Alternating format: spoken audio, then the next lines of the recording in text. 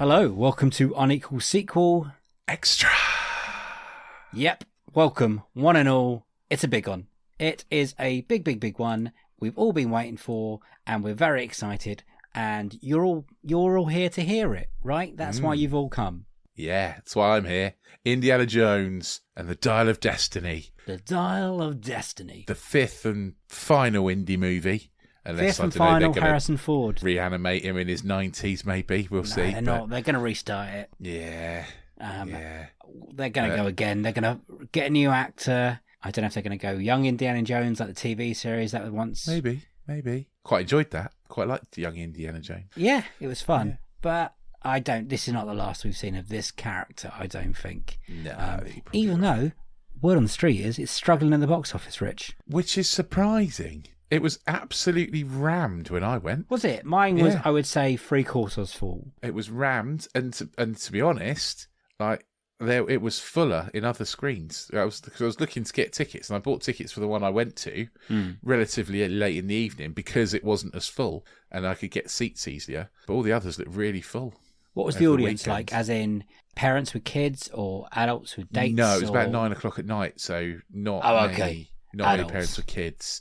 Mostly adults, mostly like our age and older, I would say. I'm not sure lots of youngsters, but then it was a Saturday night. So, the youngsters probably out of the pub and stuff, aren't they? Or whatever they do these days. Whatever they used to. Is nightclubbing still a thing? Do we dare call it a disco? Not a clue, mate. Not a clue. No, it's been a long time since I was a club. Young. Yeah. But anyway. Guys, we used to go clubbing. We went to clubs. I've occasionally been to a club. Yeah. It has happened. I've seen Rich dance. Yeah. Badly. Yep. Didn't want to say that. Rich. Yes. I think it's time we really kick this into gear, because this is why the lovely audience are here. That's why they're all come to hear our thoughts. But first, obviously, they want to hear your synopsis of Indiana Jones and the Dial of Destiny. They do. And I'm looking forward to this one. Yeah. So, it's pretty much an indie movie. It's a MacGuffin hunt, which Indiana Jones movies always are. I'm going to try not to spoil it too much, but it kicks off with a young Indy trying to reclaim some stolen treasure back from the Nazis, essentially. And he ends up picking up the MacGuffin, which in this case is called the Antikythera, which actually exists, by the way. We'll come back to that. Oh, good. So the Antikythera dial, which is some sort of thing that Archimedes apparently invented, according to the movie. And he's with Toby Jones, and they're trying to get this thing. They end up on a train. There's lots of Nazis, and then we skip forward after that big adventure where Indian friends have got that MacGuffin, and the Nazis are all being captured by the Brits. The war is over, and we skip forward to 1969. Where man has just landed on the moon. Everyone's excited. Indy is old. And it's genuinely very miserable. He's nice to see that his skills as a teacher have not improved in those years. He's still a rubbish teacher. Yeah, but essentially his goddaughter turns up looking for the dial. She's the daughter of Toby Jones's character Basil, who was the person who got the dial with Indy from the Nazis. Turns out that Basil's died. She turns up to speak to Indy about the dial, and they end up on a bit of a rip-roaring adventure where the Nazis, spoiler alert, not dead. So the main Nazis, who played by Mads Mikkelsen, the main dude, is back to kind of get hold of the MacGuffin and use it for nefarious Nazi powers, to go back in time and to kill Hitler earlier, but to take over the Nazi party and win the war for the Nazis, essentially. Yeah. So it's a thing. It's a thing. The DNA is all there, like Rich said. It's an indie movie. It feels very much like, I think for me, Crystal Skull didn't feel like an Indiana Jones movie, and this really felt like an Indiana Jones movie. Things play very similar to Raiders and Last Crusade. Yeah. Before we really dive into it, we're going to do spoilers, right? We are. We're going to have to do spoilers, yeah. Because that's the kind of critics we are. We like to ruin movies for you, the paying public. We're not good at lack of spoilers. Okay. And I think we could talk about good and bad stuff as well, because I think it's going to be hard for me to hide. I really enjoyed it. I came out with a big smile on my face, and I thought, do you know what? I've really, really liked it. I'm a big Indiana Jones fan. When I was a kid, I wanted to be Indiana Jones pretty much more than anything else in the world. And I came out of that movie really high and really happy. And now I've come down a little bit. There are flaws in it, but I still want to go. You know how often I go back to the cinema to watch a movie, Dave? It's not often. And I think I'm going to go back and watch it again. Oh, that's nice. I'm really glad liked that. it. Where do I lie? I am also in the positive camp. Nice. Very much in Good. the positive camp. Relieved, I would say, for me after watching that. And yes, it's much better than Crystal Skull. I can see why people might not like it in parts. Yeah.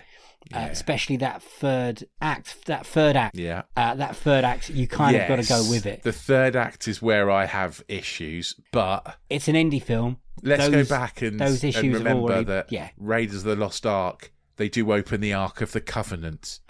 So it's not like Indy's ever been that believable. And in The Last Crusade, there's an immortal knight waiting for them and stuff like that. And reincarnation and Jesus unbelievable things happen. Real. Yeah. And as Mads Mikkelsen says a lot through this, it's not magic, it's maths.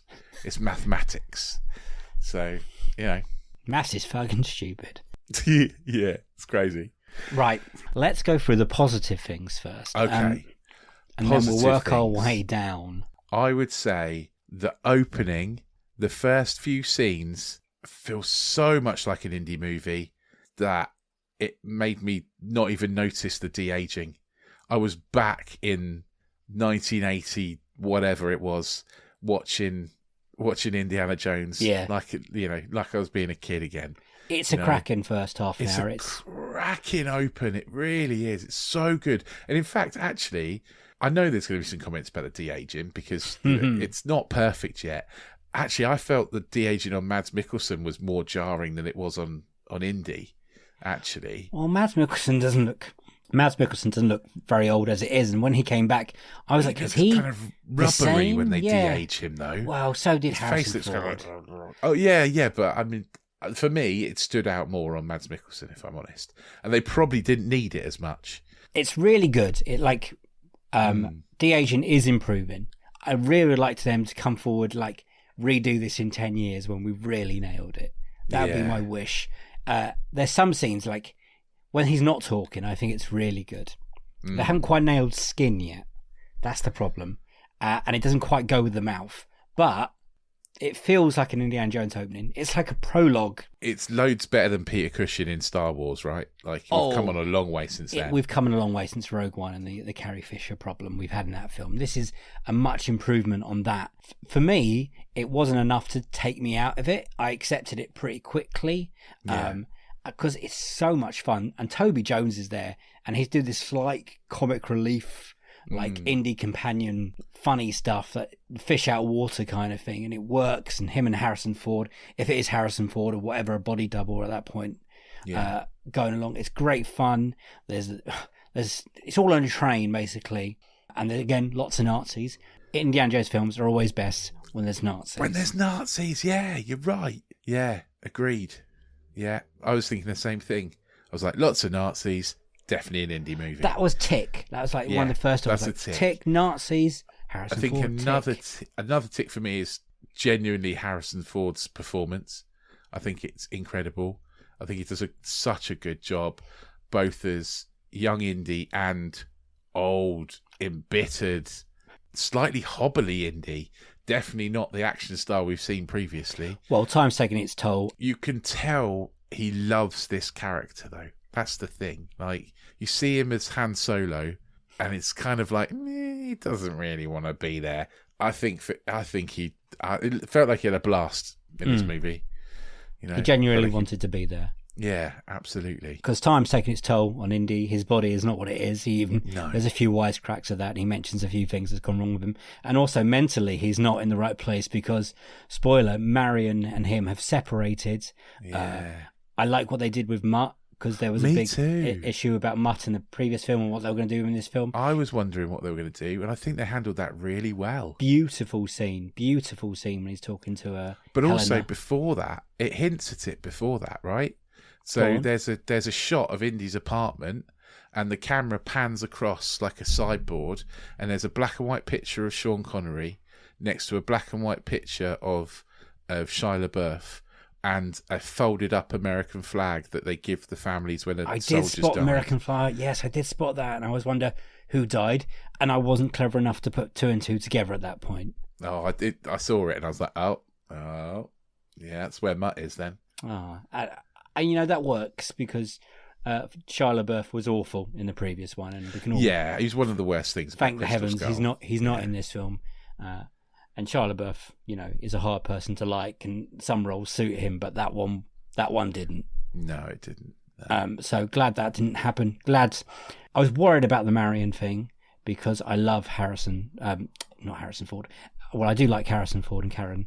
I like Indy and Marion. Yeah, me too. I like them together. I liked their chemistry in Kingdom Skull. I love their chemistry, obviously, in Raiders. So having them not together was, I would say, a little bit problematic for me at the beginning.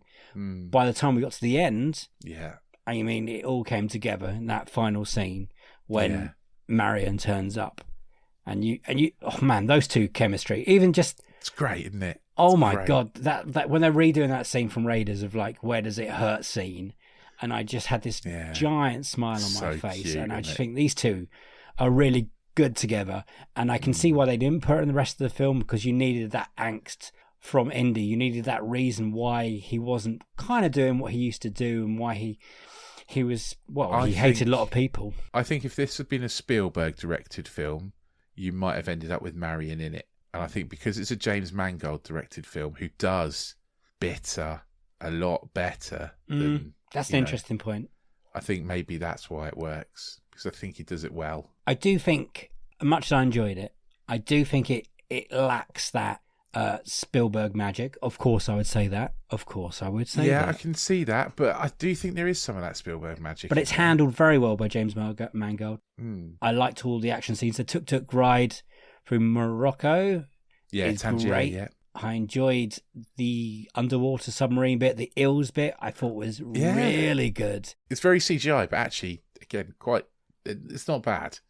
It's not Crystal Skull bad. No, it's not like the gophers or the ants or most of that film actually of Kingdom Skull. Yeah, Kingdom Skull. That doesn't sound right. Yeah, Kingdom of the Crystal Skull. But you're close. Antonio Banderas turns up for like 5 minutes. It was quite jarring. I was like, oh, he's going to do something soon.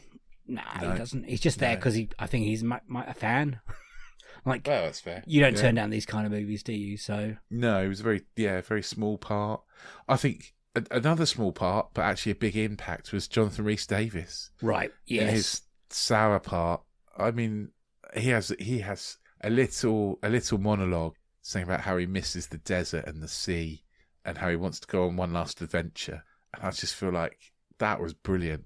I love that. I love that kind of... Yes. Now... No, I liked it all. I like Salah. I'm a big fan of that character. It's just that you've got a question now in this century that we've got what he's meant to be Asian, like Egyptian, right? Heritage. Yeah. John Rhys-Davies isn't, is it? He's Welsh. They've tanned him up a bit. Yeah. So there's a question about that. But for me, I loved seeing him, and I don't know what that makes me but I don't think you can have this story without, and he works for the storyline as well. Yeah, he's always been. I mean, and it's hard because he's already been in it. What do? Do you recast him? And I think feels you wrong? wouldn't recast him. You just wouldn't have him in it. Yeah, but for the fans and the diehards, it's great to see him. And then we find out that Indy helped him get to America and got his passports or whatever. And I was like, well, that sounds like the Indiana Jones we all know and love. Yeah, always doing things for other people, kind of thing. We're going to have to talk about the Helena character, Phoebe Waller-Bridge. I've seen quite a lot of hate for Phoebe Waller-Bridge. I really struggled with her. I really struggled with liking her. I just found her a very unpleasant, think you're supposed to like her. But I didn't want to spend any time. I just didn't want to spend any time with her. Really, there was no warmth. There was no like. oh, I can see why she's doing this, or a little bit of that. I found her a little bit cold and unlikable. That's sort of what a lot of people said about Indy in Raiders of the Lost Ark. You know, like. No, I get. Harrison Ford has this charm. He has this knack. Same thing like with Han Solo. These that are not likable characters, really. They're cocky, and they think a lot of themselves, and they don't really like other people. Things. And they do bad things. Yeah. I think it's a fine line. I think she's good in it. I do. Yeah. By the end, once they come together and stop making it hard for me to like her. I thought she was great. That's when the third act, that's when she came into it for me. I think, actually, she's a lot better a character than she might get credit for, because I think she's the one that has the real growth in the story. So she starts really unlikable. She's out for it for herself. She's trying to steal this thing from Indy so she can sell it. She just wants the money. But by the end of it, she's kind of changed by this an incredible adventure that they go on. I'm not arguing that fact. I think that's all true. And so do you not think she has to be unlikable to start with? No, I'm not saying... In order to become likable on that journey? Like I'm saying, you can be unlikable and likable at the same time. That is a knack. Yeah. It's lots of like Marvel characters have done it. Even like Iron Man's not particularly likable, but he's likable kind of thing. Yes, there's this charm about him. I can see what you're saying. I didn't feel that way. I've got to be honest. Honestly, if she died halfway through, I'd be like, oh, good, we got a reason. Okay. But I really enjoyed her relationship with Teddy. Oh, see, that's the bit I didn't really get. Oh my God, Rich. I was like, what is the point of Teddy other than going, we kind of needed a short round? It shows that she has heart a little bit, because she's at this point is so cold. True, yeah. And there's no mention for Teddy for at least maybe an hour 15, hour and 20. Yeah. And then he pops up, and then you finally realise this woman has got a heart. And I was like, okay, we're taking steps now. We are. Yeah, okay, I see it. Yeah. Yeah, we'll get there. I liked that Tangier scene, her trying to sell the thing off in the casino area, whatever it was, the bar. From that point on, I think when we got to Tangier, it slowly she started to win me around, but making improvements. See, I thought with Teddy, kind of felt a little bit, I don't know, a little bit wasted, maybe. Like, it didn't feel like I was wanting a short round, but he didn't really have the kind of. There wasn't the vibe with him and Indy. There wasn't really. He didn't really have the comic relief quite so much. I don't think it was meant other than the like swimming bit at the end. Made me laugh.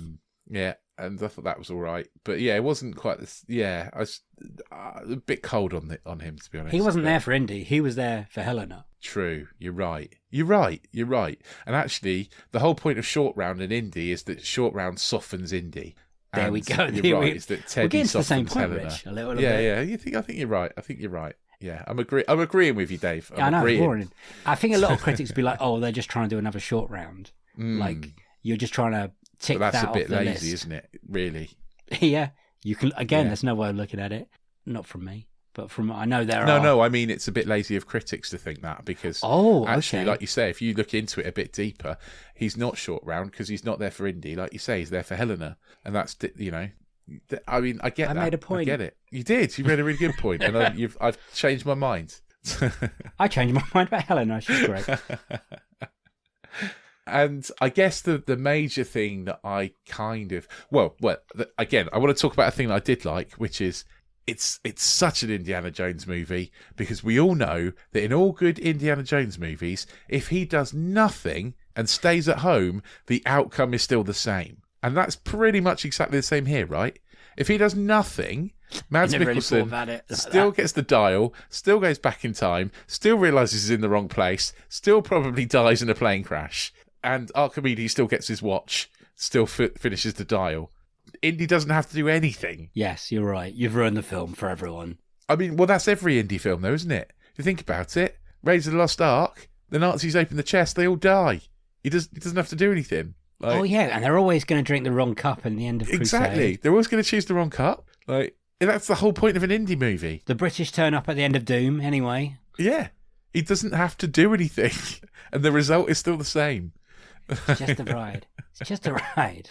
Yeah, absolutely. Do you think this is as fun as the let's not ignore the fourth one for a while, or even Doom at a point? But Doom's got some really, like the runaway cart thing and the bridge ending, which is fucking my first memory of I can ever have of Indiana Jones was the Temple of Doom, the bridge. Temple of Doom's a prequel, isn't it? It is. I didn't realise it was a prequel. Is it as fun? I don't know, because I was 7 when I watched those movies to start with. So it's Take really your son, different. get him in there, ask him. But I mean, I genuinely came out of it really happy.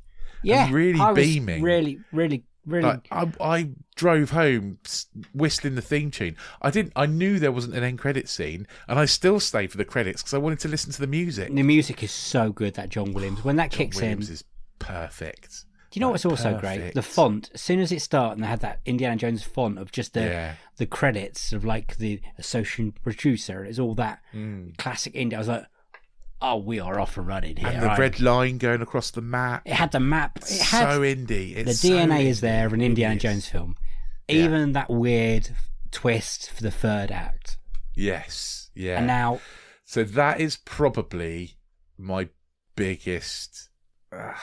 Now, when you say it's your biggest, is the time travel too far, or what happens into the time travel? I think it's what happens in the time travel. I'm okay with most of that until we get the hookup at the end. Yeah, that's the bit that I really don't like. Is that Indy and Archimedes don't need to meet each other. It's just a bit too on the nose. It's really weird and bizarre. Yeah. And I don't know what it's doing there. I don't know what the point of it is. Other than trying to highlight that Indy kind of wants to die, basically. Because he's sort of saying, just leave me here. I don't want to go back. He is. And I wasn't buying any of it. And obviously Helena wasn't either, because punched her in the face. Yeah. And took him back, and we got that awesome ending at the end. Actually, her punching him in the face and knocking him out is a brilliant way of getting home again, isn't it? Classic Indiana Jones is so good at punching people. He should be a boxer at this point. Like, even at 80... he was knocking people out left, right, and centre. Yeah, it's nice for him to get knocked on his butt for a change. Yeah. The time travel thing, I knew it was always going to happen. I've heard rumours that there was. Yeah, I mean, there was whispers of Roman the moment soldiers that they said it's like a time travel device. I was like, oh god, they're going to go back in time. I think you can buy time travel more than you can buy aliens. Do you know what I mean? Well, yeah, because they sort of describe this as, Mads Mikkelsen says this isn't magic, this is maths. Maths, yeah. It's science that's done this. And so I can understand that. Whereas the Crystal Skull feels like magic. It's weird, that, isn't it? Yeah. Because, Temple of Doom's a bit magic and a little bit, isn't it? Oh, yeah, and Raiders is magic as well, because they open the covenant and everyone's face burns off. And if people question this, the Dial of Destiny, then I think you should look back and question a little bit of everything that happens in all the other films. Absolutely. Everything. Go question the bit where India is controlled by voodoo. Exactly. It's all a bit out there. So you always knew this third act was coming. I think you knew there was going to be some kind of mythical, magical, like surreal. Yeah, turn. There's always something. Yeah, something that's fantasy that happens. Fantasy is a good word. And actually, I sort of thought, oh, it's interesting that Archimedes has done this thing to. The dial isn't to like take you wherever you want. It's to take you back so that he can finish the dial. Essentially, he invents the thing to make you come back to complete the loop. Because so actually that always has to happen because they're not going back and changing time. They're going back and making sure time still carries on. God, I get that bit. I just don't think they had to have them meet. We are on the same one on this. We are. Hand in hand in agreeing that there's no way they should have met. It should have just showed him fly over and be like, hey, Iron Dragon. Yeah, absolutely, yeah. Did you think it was a little bit too long? Richard, you're talking to the man who thinks every film past 90 minutes is too long. Obviously. I didn't look at my watch until until about 20 minutes to go, which is pretty good going for me, but I did think it was a little bit. I was like, come on, you could have wrapped it up a little bit. Less of the time travel shit. The way I see it is that there's a part one, which is everything on the train, which is a little bit of a different film. And then the real film is everything after that. Yeah. The train is the prologue, isn't it? Yes. It's not it's not chapter one, it's the prologue. And, that's kind of, And then the end is like the epitaph, isn't it? At the end, like the bit with Marion and stuff. Did you get what was going on about? I'm not quite sure. Mads Mikkelsen and Boy Holdback, whatever his name is, and the Boyd Holbrook. Yeah. Okay. What initially were they? I mean, he's helped put men on the moon. He's a scientist. Yeah. So that's I think that's based in real life, because essentially, I think it was a Nazi scientist or a couple of Nazi scientists were involved in the moon landing. Yeah. Like they defected to America. They were brought on board. They helped with the moon landing. Right. So he's essentially one of those Nazi scientists who helped with the moon landing. Boyd Holbrook, I think, is a more modern day Nazi. You know, so are they we've FBI? got a few of those around now. So the black woman, sorry, I don't know her name. Yes. I feel like she was meant to be like CIA. Yeah, she was like CIA, and she was like their, like, kind of managing them, Mads Mikkelsen and his crew, the giant guy. Yeah. Who's if you see him, he's just played the giant guy in everything essentially, like He's massive. and Boyd Holbrook. So the three of them, like she's kind of like their handler, I think, right. almost. And then there's she's the CIA, which I think that's handled sort of feels really a bit badly. wrong, like bit kind of weird, doesn't it? That? Yeah, like, it's never I'm not really sure got how. to grips of what's going on there for me. And you could cut Boyd quite happily out of this, I think. Yeah, except he really looks like a Nazi, though, doesn't he? Yeah, but if we're talking about He taking looks bits like out, an Illinois Nazi from the Blues Brothers. You know, like really good. I hate Illinois Nazis. He's kind of playing the same character he's playing in Logan, though. Yeah, pretty much, which is another great James Mangold film. Yeah. So maybe they're just like, just do the same thing you did before. He's not a bad actor. I'm not going to say that, but I feel like we could have had less of him. Yeah, gurning and just shooting people willy-nilly. I think that probably wouldn't happen in a Spielberg movie again. I think it was Spielberg did it. I don't think Indy's colleagues would have got shot in cold blood. Oh, you know? Good point. I don't think that's a Spielberg thing, is it? You know, there was a lot of people getting murdered who were relatively innocent. How is he going to prove what he's saying at the end of it as well? I don't know, mate. Because he's still up for double homicide. Yeah, double homicide, yeah. But oh no, anyone can prove this? Oh no, I've left them. They're all dead in like ancient Rome or whatever. They're all sorry, they're all in Sicily in like 60 AD, whenever it was. Can you just believe Helena? She was there, and then they're just yeah. I don't know, mate. I don't know. I'm not quite sure that the story 100% works, but really enjoyed it. Really, really happy with it. I really came out of it, like you, Rich, smiling. I went to my wife, went, I quite enjoyed that. Are you enjoying that? And she went, yeah, I really enjoyed it. And I was like, I think we both just enjoyed an Indiana Jones film. And do you know what? I sat there at the beginning and I thought I'd never be sitting down for another Indiana Jones film with Harrison Ford in a cinema. And that gave me a little bit of the tingles, to be honest. And it's not perfect. It isn't perfect. No. But it just gave me the feels. It does. You know? The music's there, the DNA's I'm smiling there. now just thinking about it. Like you, Rich, I'm looking forward to watching it again. I might not see it in the cinema because it is long. It is over 2.5 hours, guys. It is long, but it's a good long. It is a good long. It made me feel so happy that I even thought, I wonder if there's anything else on after this. I might go and watch something else now. I feel so up and like, it's like 10:30 at night when it finished, I think. And I was like, I feels like really up for it now. Did you look? And I did look. There was nothing on. Oh. Well, there was. I could have watched Indy again. But at that point, I was like, oh, no, I probably won't. I'll get home and watch the sprint race in the Grand Prix. That'd be interesting. I'm going again. I thought about it. I did. I respect that. This has got a bit of a bashing. Like, this is really two ways of where people are sitting on this film, it seems. And I think I don't know how you can't watch it and just enjoy it. I can see how you can watch it and be like, get to the end and be like, well, that's dumb. But there's so much beforehand.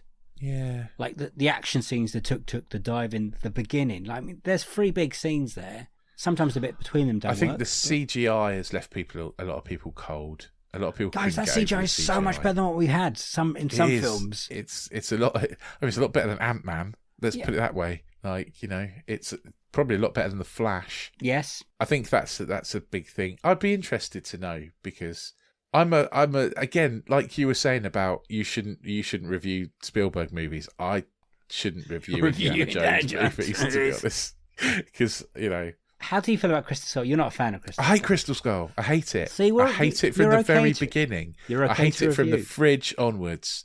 Like, I really genuinely hate it. But again, maybe that's probably another reason I shouldn't, because I'm such a dyed-in-the-wool Indiana Jones fan that if it's not what I'm expecting, I'm one of those awful fans who are like, no, it needs to be what I want. But isn't this film what fans want? Like, it's what I wanted. It's all there, isn't it? It's all there. It's all there. I think it's quite, there's some lovely dialogue in there. Yeah. Like John Williams' score, guys. Just go there's and let that wash a over lovely you. bit where Indy gets his whip out and he's like, and then there's the bit, because he obviously, like, is it Raiders, where the guy gets the sword out and he's like, "Wah!" And then he just gets the gun out and shoots him. And like, this is like, he gets the whip out and then everyone just pulls a gun on him and he's like, oh yeah, misjudged this a bit. I like the bit when the Teddy's trying to tell him where to drive in Tangier, and he's like, I know where I'm going. He's like, I've been here many times. Which is such like an old man thing to say, isn't it? Right? Like, that's such a dad/granddad thing to say. It's like, yeah, I know you've lived here your whole life, but I've been here before. I know where I'm going. I do have a question: how quick those tuk-tuks are? Because they're keeping up with proper motors. Very fast, and also good knowledge about Moroccan chewing gum. Yeah. But even Teddy was questioning that, so I think they answered that well. Do you want to know quickly what it's doing on Rotten Tomato currently and where we stand? I might find a bit depressed by it, but let's do it. Okay. Come on then. So, critics, thank you, sequelizers. So critics, 307 reviews at the moment. What do you reckon? I would hope no one is giving this less than 3 stars, but whilst I've tried to avoid reviews, I have seen things that have been like, it's been genuinely poorly received by critics. So I don't want to say this because I liked it, but I'm guessing about a 55, 68%, which is better. That's better than I thought. Yeah, that is better than I thought. So that's which makes it positive in Rotten Tomato wise. Yeah, I think so. Which is worrying. Audience. What's worrying? Audience. Yeah, audience. Okay, well, if 68 for the critics, I think audience would enjoy this movie more than the critics, because it does give you the feels. I think 77. 88. Nice. I love that it's more. Love it. Love it. I think it's got a really satisfying, after that third act, it's got a really satisfying ending. It does, yeah. It puts Indy and Marion in a really nice place. Everyone's friends are happy and getting friends and all loved up. And I think this is a great closure of the Harrison Ford Indiana Jones chapter. I think I'm so happy it's ending on a positive for me. Yeah. Because the first 3 are wall-to-wall bangers. They're like Raiders and Crusade. Actually, I love Temple of Doom. I'm so glad we're not leaving it on Crystal Skull. Delighted. It's so much better than that. Hopefully there's new people that have never watched, adults taking their kids seeing this. I'm like, hey, this is Indiana Jones. This is a big deal. And they're liking it. Yeah. It's a lot of fun. I mean, the length of it could be a problem for some It's not a kids' movie, I don't think. That's the problem. It's too long for a kids' movie. It's quite dark as well. It's quite dark, but it's it's no darker than Raiders was, really. But it's just long. It's just very long. I'm just going to check. How long is Raiders? I'd be surprised if Raiders is more than 2 hours. Really surprised. I will tell you the length of all of them. I would say Raiders is just under 2 hours, but I don't know. Raiders, oh man, you nailed it. 1 hour 55. Temple of Doom. Indie fan. 1 hour 58. Yeah, that makes sense. Last Crusade. I'd say about the same length. I'd say the Last Crusade's a little bit longer. 2 hours 7. Nice. Crystal Skull felt like about 6 months long. That is the problem with Crystal Skull. It's not. It's 2 hours too. Is it? Yeah. So this is by far the longest. By far the longest, yeah. It felt like I was watching Crystal Skull for like 6 months. Like, it really drags. That's because you keep rolling your eyes for most of Crystal Skull. True. And true. I didn't do that in this film, and that's only a positive. Let's score this motherfucker, and let's scoot. Okay. You know, I can see why people don't like it. Emily Murray, who's been on this podcast, brilliant critic. Yeah. She hated this film. And really? She called it like probably one of the worst films she's seen this year, and I can only imagine some of the shit she's watched. Wow! And you know what? I can understand how this, if things don't go your way and you're on the wrong side of that kind of third act. She's a very different generation to us as well, though, right? That's so true. Oh, we haven't even thought about that. Oh, man. I can sort of understand that. I think. Yeah, I can see how people don't like it, but I feel like there's parts you can have fun with. But if you grew up in the CGI era, and we didn't, indie is magical, those first films, because everything's like, it seems like it's done in camera. It has this texture, this feeling, this almost like you could touch it. And Crystal Skull did not have that. It looked like everything was done on computers, and you can tell, like Star Wars, like Phantom Menace, Attack of the Clone, it had that feeling. This one, I would say, is a combination of both. I mean, it doesn't have that complete look of Raiders or Crusade, you know, like you knew you were in the desert all the time kind of thing. But you're right, yeah. You know, when they're underwater, they're not underwater kind of thing. No, clearly. But there's not real killer eels there. And the bugs, you know. Yeah. But I think this is a happy place. So, on that unequal sequel, it is unequal. Oh, hell yeah. Because... I mean, I'm not being funny. They could have just wheeled out a trolley of turds and left it at the front of the cinema and it'd been better. So, yeah, it's definitely unequal than Crystal Skull. Yes. 100%. I think it's the fourth best. Yes, I would still say this is the fourth best Indiana Jones film. Okay. Those first three, I still wouldn't put it above them. But those first three, Rich, are like, you know, very high up in a lot of... Are you going to put this above Temple? Right. Temple would be the only one I would put it up. I would get it close to, because it's not my favourite. But you're right. No, it is the fourth. Temple has its issues now, especially with how they're dealing with racism. Temple never was my favourite, to be honest. It was always my least favourite one until Crystal Skull came along, obviously. Okay. Temple was my first, so it's my for a long time it was my first love of Indiana Jones films. Right. Like I said, that bridge scene I used to love. And the carts, and I like Short Round. I could relate to him, and I always like. You wanted to be Indiana Jones, I wanted to be Short Round, because I'm always the fucking like help, the sidekick. That's how I see myself in my life. Raiders is my first. I can still remember watching it with my dad. Now we watched it in my dad's. Watched it with my I remember it now. Watching it. If you haven't watched those films, guys, go and watch them again. They're brilliant. Definitely go and watch them. But I think Last Crusade's my favourite. Yeah, actually. I think it is with Sean Connery, because the chemistry of that whole cast is just unbelievable. It's incredible. Yeah, it is incredible. The chemistry between between all of them, but especially Harrison Ford and Sean Connery, it's great. It's so father and son. It's amazing. I love it, and I love River Phoenix as young Indy at the start. What an opening that is! It's as well. So good. But yeah, I think, and the tank chase. Sorry, yes, you're right. This is fourth. I think it's a very close fourth, with Crystal Skull being a very, very far away fifth. So far away. So far, it's in a different continent. Like that's how big the gap is. So what are you giving this out of 7? I want you to go first, because I know. I was hoping I wasn't going to have to do this. 7's perfection. 7's for a sequel. Not 7. It's not 7. It's not Top Gun 2 Maverick. It's not even. I would say it's probably not even 6.75, 6 3/4 for Spider-Verse. No, it's not as good as... I didn't enjoy it as much as Spider-Verse. You know what? I would say 5.5. I'm higher than that. Okay. I think 6.5. So pretty good then. Fucking hell, Rich. It's really good. It's really good. No, I'm being too generous, actually. I'm thinking about the Archimedes bit and it's putting me off. Okay, 6, not 6.5. It's a 6. Yeah. Okay, I'm going 5.5. I'm sticking with that, because you've taught me around with the whole Helena thing, but not. I'm still there. Yeah, it's got problems, but I still really like it. I'd recommend it. Definitely. If people are on the fence and they can't decide, because Crystal Skull might have put them off, or they're worried about the age of Harrison Ford, or whatever reason, and they're holding back from not going to see a new Indiana Jones film on cinema.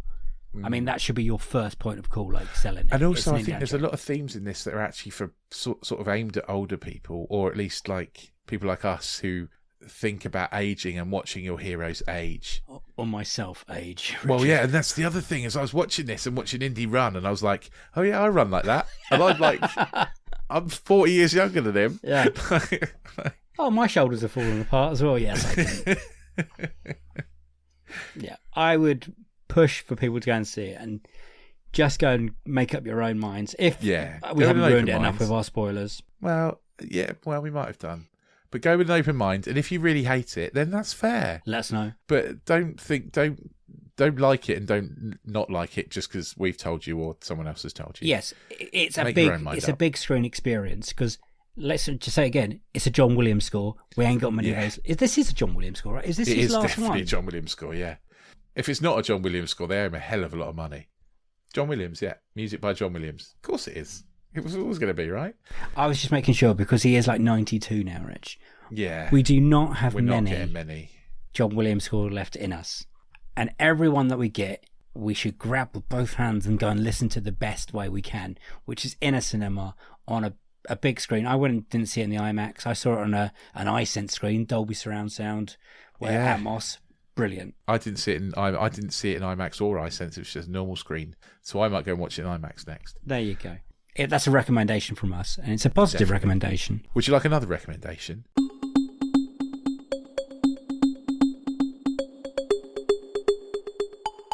My recommendation is that anyone listening gets themselves over to anotherslice.com/unequal sequel, where you can get loads more of us for just $2.99 a month. How's that for a recommendation? You'll get sequels to our interview episodes, you'll get box set mentality, and you'll get disenfranchised. It's almost like we're giving you 3 extra podcasts for less than £3 a month. I mean, come on. That's value, right? That is value. It means me and Dave are working for like 25 pence a week to put those out. Yeah. You know? Come on. Oh, it's depressing. Get over there. It's worth it. If you also want to, give us a rating, you can tell us we're completely wrong. Maybe you think we've gone insane and that Dial of Destiny is the worst thing you've ever seen. Get on the social media at Unequal Sequel on Twitter for the moment, but maybe not for much longer, and Instagram, where we'll be for a while. You can always get us on there. But you will always be able to get us on unequalsequel@hotmail.com. Send us an email. You can send it longer. Your Twitter messages aren't that long, but you can send us a nice big long email, and we'll read out all your comments in our end of month roundup episode. If you wouldn't mind hitting that little subscribe button, hitting the like button, giving us 5 stars, tapping us out a review, that'd be really lovely. It helps other people find the podcast, and that's always a good thing. Beautiful. We've just got to point out, Twitter is slowly burning to the ground even more than normal in the last few days. So no one's probably seen our tweets if you follow us. But if you do, we do appreciate all the retweets and the likes and anything to help us get seen, because Twitter just seems to hate us for some reason. Absolutely hate. But not just us, Rich. It's everyone that's not one of their loyal followers of the big donkey dick. For a blue tick. Fucking idiot that's bought the shitty fucking thing. It's suffice to say that Elon Musk will not be a guest on this podcast ever. Oh my God, I don't get what he's doing. But thank you for listening, all the support. We really do appreciate it. We are looking for other social media, so if you can advise us where we can go, because TikTok is not working for me. I just want something I can write and not do a video. There must be something. I've joined the Sequelizers Discord server, but I think I've posted on it twice. Right. So maybe you might be able to catch me on there if you want to say hello. We're on Letterboxd. Just yell and we'll come running. I've got nothing else to say, Rich. So thank you for listening. See you all next week. It's a bye from me. It's a bye, and it's a bye from him. Bye. See you on the next one. Sequel to this one. Go and see Indiana Jones and the Dial of Destiny. It's pretty good. I was just about to ask, how many years do you think we're going to wait until they reboot it with Chris Pratt, and we're all going to want to kill ourselves. Oh no! No, you've just ruined it. Oh.